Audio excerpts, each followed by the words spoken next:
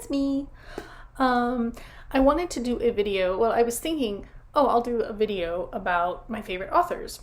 And then when I tried to sit down and think about my favorite authors, I realized that obviously over time that changes, because I feel like you outgrow certain authors, or certain authors speak to you at different times in your life and things like that. So I was like, if I'm going to do this video, I kind of have to break it down into my favorite authors when I was young, and then, in like middle school, high school, and then in college and things like that, because I'm old and like it's been 40 years.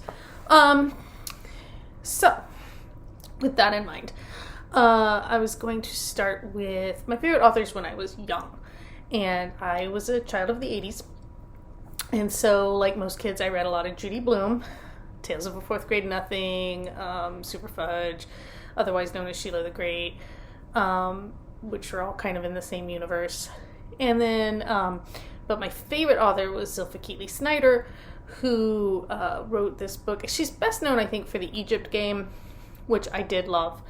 But my favorite book by her was this book called The Changeling, and it was about like these two girls who used to make up these pretend games, and one of the girls was kind of from a weird family, and I very much identified with that because my best friend and I played similar kinds of games, and I definitely felt like I came from an odd bunch of people. Not in a bad way, but definitely like not your typical traditional thing. So anyway, those were my favorite authors as a child. I also went through a thing where I read like a lot of books about animals. I was really into like Lassie Come Home and Socks and The Trouble with Tuck, which I've mentioned, I think, in other videos about how I went through that like just animal books phase, but no one of those authors was like a thing for me. And then as I got older, so my dad and I used to sit outside on the deck and stargaze, and Dad would tell me about books he was reading, and I would get really interested. And so as I got older, he started letting me read some of his books. Now, I was probably a little bit young to be reading some of these things, but I did it anyway. So I went through a phase where I read all of Michael Crichton, and I remember reading Lightning by Dean Koontz. That was my first Dean Koontz book, and I was really into it. And I was probably like in 5th grade, and probably shouldn't have been reading that, but so like those were some of my favorite authors. I was reading all the adventure stuff. Like I went through like the Tom Clancy and stuff like that. Hang on, I'm gonna check my list here because I'm like, what else was I reading? I was reading Dune. I only got to Children of Dune before I was like, this is getting a little too weird even for me. My freshman year of high school, that TV miniseries came out. Okay, so I stole Stephen King's It from my dad's bookshelf, and my dad, like, he's like me, he organizes his stuff really like neatly. So I plugged the hole in the shelf with a different book, but my dad noticed right away, because I was like, I had hidden like the paperback of it in my high school locker, and my dad was like, where is this book? Because I know you must have taken it. And and so I admitted, I fessed up, and he was like, it's fine, just don't let your mother see you with it. So then I read The Shining and all those things. So yeah, like early in high school, I was graduating from the Dean Koontz and the Michael Crichton. Oh, and in middle school I read Agatha Christie. I went into my my mystery mode too, because as a kid I grew up with the Sherlock Holmes stories because I was really into young Sherlock Holmes. It was my favorite movie. It's still my favorite movie. So I read all of the Conan Doyle as a kid, and then started reading any kind of apocrypha that I could get a hold of. So besides Doyle, this is getting off of the topic of like favorite authors, so to speak, but the Nicholas Meyer Sherlock Holmes books, obviously, 7% Solution, the West End Horror. That's Nicholas Meyer, right? Yeah. Those ones. And then I found like some really weird little books. I would scour used bookstores for weird Sherlock Holmes stories, and there was like this one called Exit Sherlock Holmes, which is this weird kind of sci-fi Sherlock Holmes thing. I think that guy's name is Robert Lee Hall, the author. I don't know if he ever wrote anything else. Fred Saberhagen, who I think is best known for like horror, wrote like a Holmes Dracula book that I had. I don't. Anyway, sorry. My Sherlock Holmes library is really extensive. Again, I don't know how I could say any one of those people are my favorite authors, but the point was, I had a point. The point was, I started with the core Sherlock Holmes stuff. Excuse me. In like grade school. And through middle school was reading other Sherlock Holmes stories, and then picked up things like Agatha Christie and The Cat Who Mysteries by Lillian Jackson Braun. And then I also was reading like Linda Robinson, which she wrote this series of mystery novels set in ancient Egypt. Like there was this main character who was like this ancient Egyptian detective. I don't know. Anyway, those were really fun. Like middle school, I was kind of dividing my time between like this sci-fi horror, like Dean Koontz stuff and the Michael Crichton, and then also doing mystery novels, and that was also when I started reading Regency, because I grew up in a kind of restricted household. I wasn't allowed to read like naughty things. So if I wanted to read anything with romance in it, it was, going to be like some kind of historical, chaste kind of thing. So Georgette Heyer, and then all the zebra romances, even the Harlequin Regencies and the zebra Regencies, and back when that was a whole big thing, I would buy those and read them. And Jane Austen, obviously. Although I only read Pride and Prejudice when I was younger, because my mom was like, this is the best one, read this one. I didn't read more Jane Austen until much later. Okay, so anyway, and then you get into high school, I'm reading Stephen King, I'm reading Dune, I picked up Anne Rice at that time, again, probably not something I was supposed to be reading. I'm actually surprised, I checked Interview with the Vampire out at my high school library, and looking back, I'm actually surprised my high school library even had that book, because, this was Texas, and it's usually pretty, narrow-minded. I don't want to, condemn a whole state or whatever, but, overall, generally speaking, I wouldn't have guessed that they would have allowed Interview with the Vampire to be in the high school library. So I was reading that. Oh, no, but in middle school, too. Sorry. Ellen Montgomery. I read all the Anna Green Gables, Anne of Avonlea books. Loved those. That was when I was reading Watership Down. So Ellen Montgomery, I can say favorite author, right? But I wouldn't say Richard Adams' favorite author, because Watership Down's the only one of his I read. I know he wrote, Shardik or something like that. Was that him? The one about the bear? Anyway.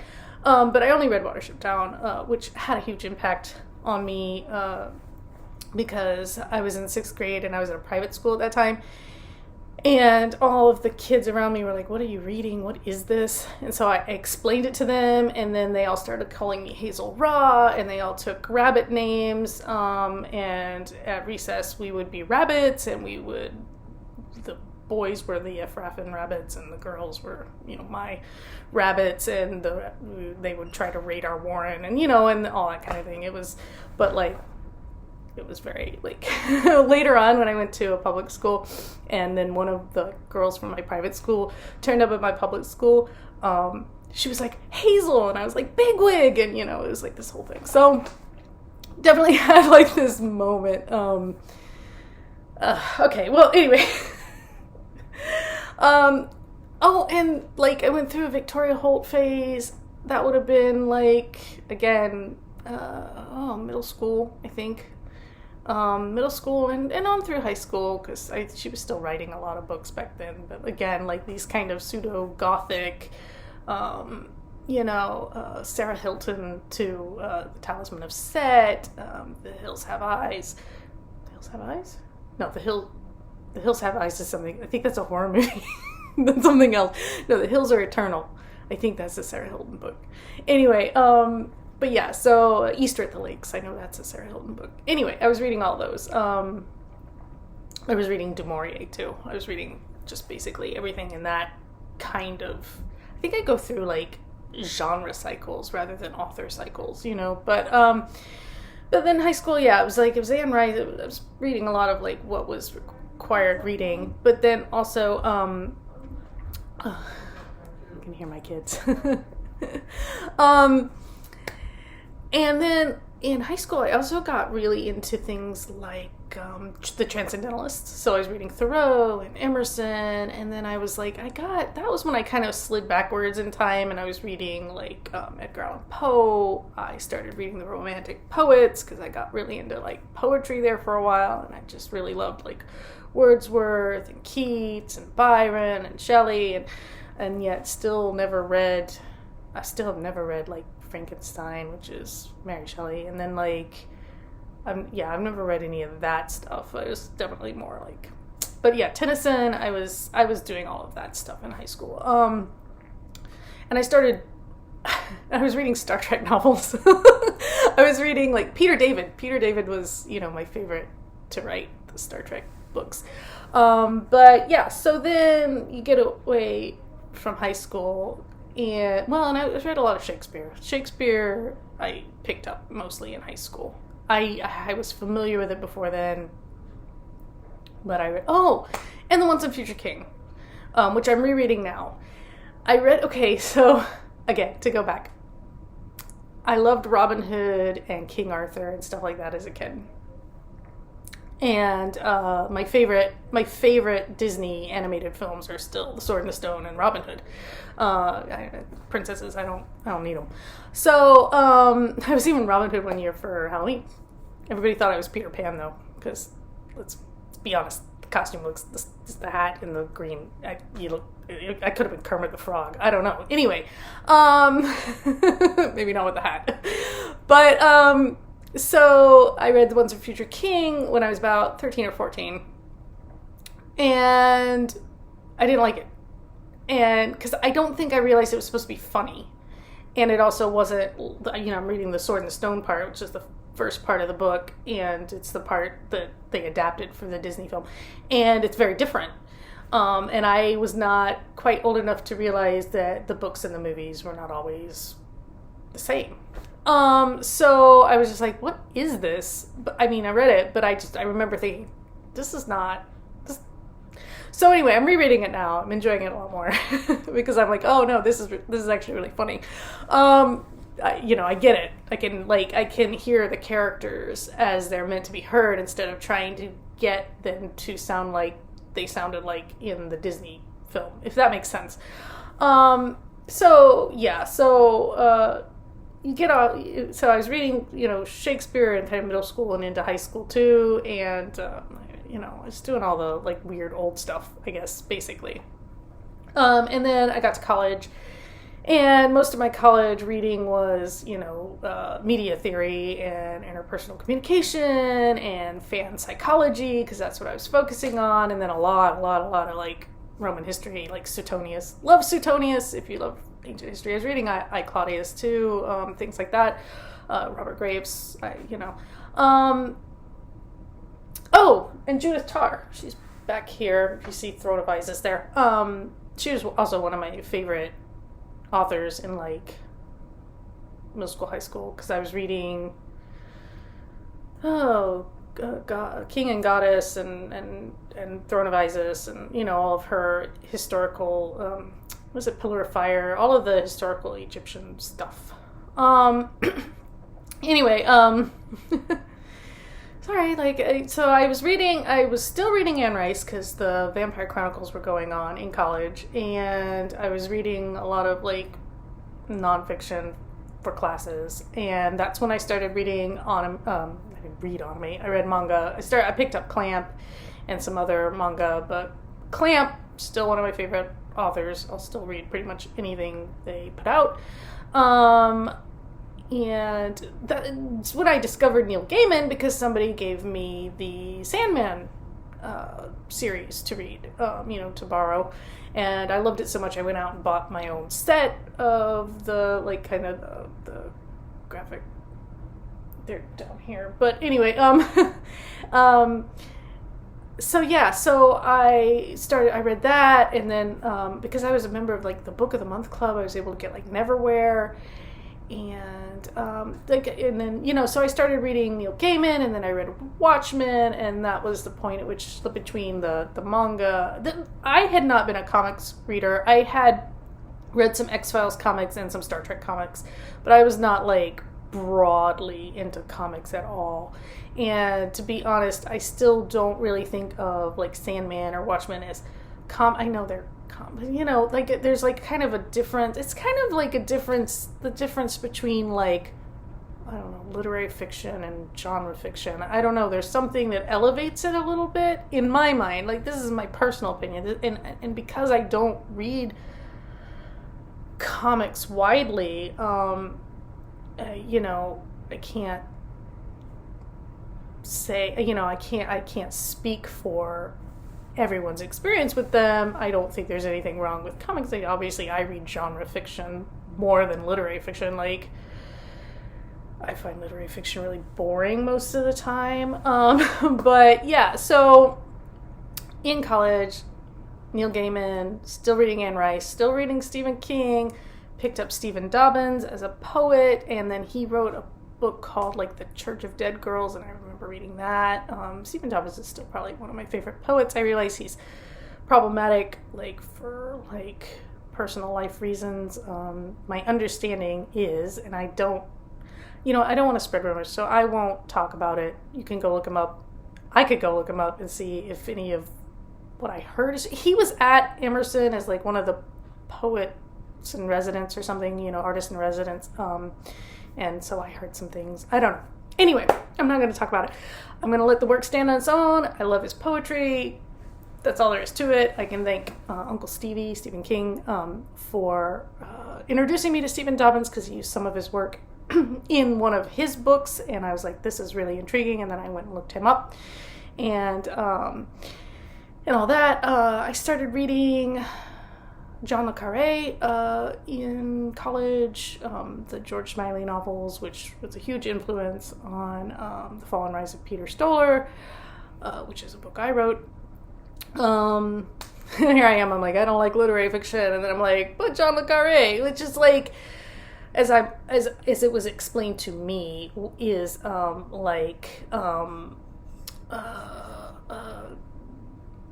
upmarket, right? So you have your spy thrillers of the James Bondian type, and I've never actually read an Ian Fleming, but I love James Bond, but I've never actually read any of the books. But and then you have upmarket, which is it's still a spy novel, but it's written in a literary way. It's the language is elevated, and that changes the dynamic a little bit, and therefore. So anyway, I was reading John le Carre, all of these things, and it's weird because I can go revisit these books and enjoy them, but there's a point at which you kind of start, for some, sometimes I go back and I reread something that I loved, and I realize the things I loved about it are the things that I connected with before I don't anymore. And I think that's why our favorite authors change over time, is because we change and our experiences change, and the things that speak to us at a certain time in our lives, we can look back and go, oh, I remember that, but I don't feel that way anymore. I know better or different, or, and it doesn't mean that the work isn't any good or that the author is, isn't any good. I'm watching my kids read the things I read and love the things I loved. And I'm kind of like, oh, that's, like, I'm like, I kind of go, oh, they must feel the things I felt when I was that age or at that time, or when I was dealing with that in my life or whatever. And I'm glad that you can find books at different ages and be like, yeah, this speaks to me. I think that's the wonderful thing about books. I think good authors do that. They last forever because they continue to speak to people, generation after generation. So now, we come to today, and like, who are my favorite authors now? Who do I read now? Well, I've mentioned it before. I read Ben Aaronovitch, his Peter Grant series when I want something fun. I like Kate Morton. I have liked Kate Morton. I didn't care for that last one about the clockmaker's daughter. I didn't even finish it. But for the most part, I like Kate Morton. I'll pick up pretty much anything that comes out by her. Tana French, love the Dublin Murder Squad series. That's, again, kind of this mystery. It's almost like upmarket mystery fiction, detective fiction. So I can see how my tastes have changed. Like, I still will go back and reread Agatha Christie. Like, and my son now, my 15-year-old, loves Hercule Poirot, and he loves those books. And I'm like, yes, like I'm doing something right. But and my daughter, she's just now interested in things like Anne Rice, and so she's going down that path. None of my kids are brave enough to try Stephen King yet. I tried to get them to read Michael Crichton because I thought they'd really be into it. So far, that they haven't really. They love like Jurassic Park the movie, but they just, I don't know, they won't bite when it comes to the actual books. But to each their own. As much as you want to share with people, with your family, with your friends, with your kids, the things you loved, they may not. I mean, it's subjective. They may not love the things you love. They may not love the authors you love. So anytime they do, I'm like super excited because I'm like, yay, I scored one. My kids love Neil Gaiman. I don't read him as much as I used to. Again, like, I feel like I kind of outgrew some of that. I'll reread Good Omens a million times over. I will probably, always love The Graveyard Book, which my forthcoming book is probably pretty heavily influenced by. Ghosts of Marchley Park, out in October. Look for it. I'll have more stuff to show you about it closer to time. I'll actually have ARCs, so stay tuned if you want an advanced reading copy of it when it's out, probably this summer. Okay, what was I saying? But like, I've tried to read American Gods like a dozen times. I pick it up. I never get past about page 50, and I'm like, I don't know. I can't do it. I tried to watch the show, and I couldn't do that either. There's like a blockage there that I cannot get past. I don't know what that is. But,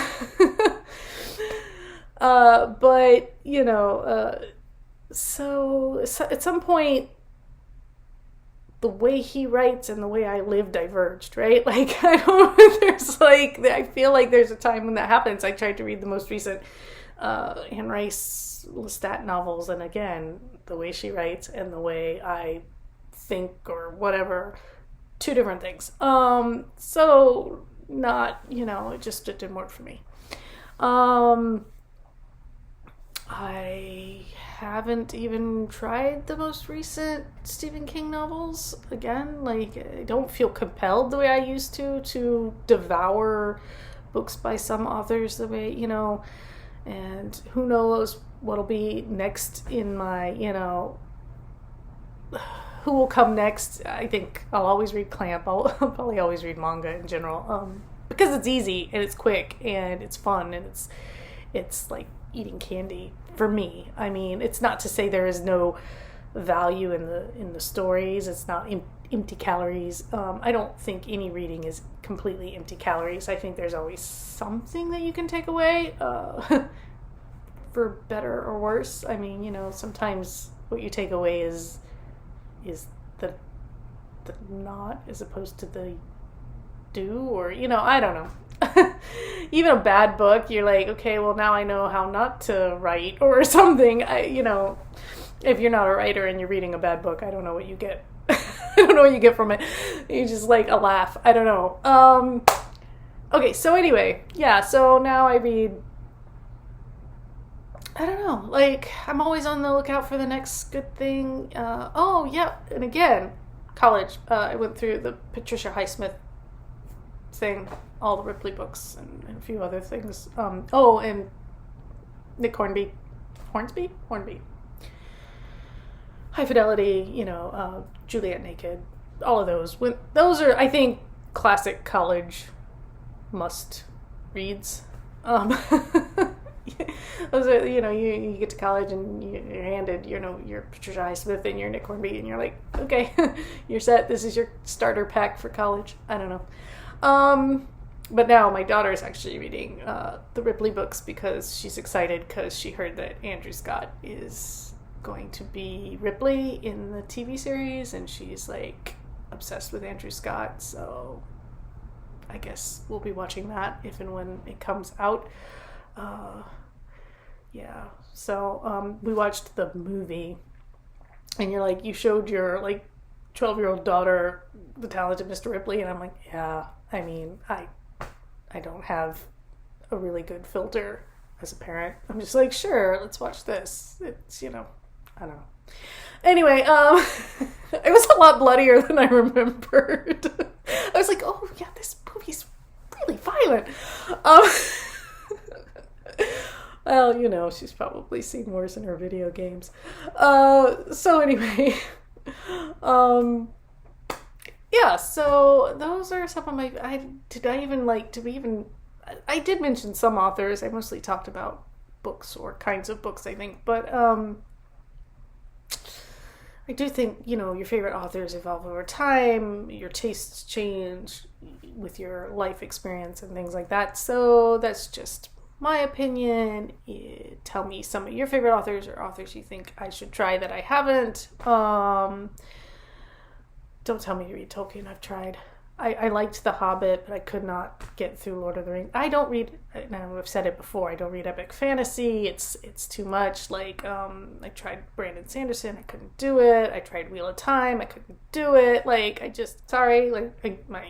computer, if it gets idle for too long, it just gives up. Anyway, as I was saying. But that was it anyway. So that is, take it or leave it. Let me know your favorite authors or genres or anything you outgrew, or whether you made it through American Gods and I'm just somehow completely missing something there. I don't know. I can't seem to break that barrier for whatever reason. Is there any good historical fiction that I need to... Oh, Alison Weir. I love Alison Weir.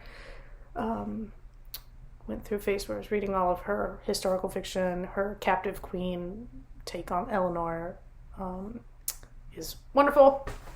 Anyway, I could just go on and on. I just keep thinking of books that I love. But bottom line. So, yeah. Let me know in the comments.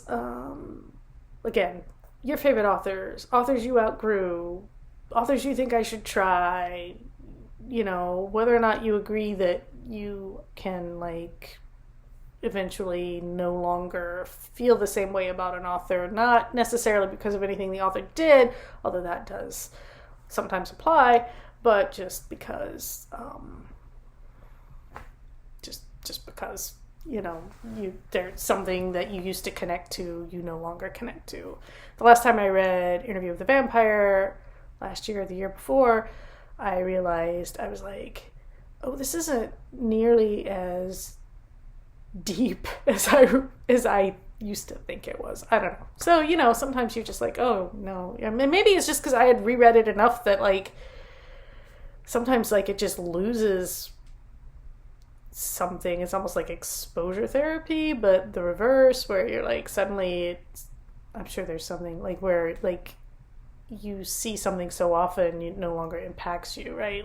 You're this used to have impact, but now I've read it 5 times and I no longer get that feeling from it that I used to get from it. I don't know. I think that's a thing. I mean, that's definitely in my experience of reading books. If I reread them over and over, if I read, then eventually I become kind of numb to the emotions that it used to like generate. Yes. Okay. This is long enough.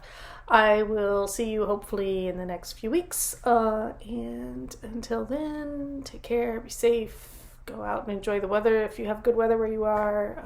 Our weather has not decided whether it wants to be spring or summer yet. So, yeah.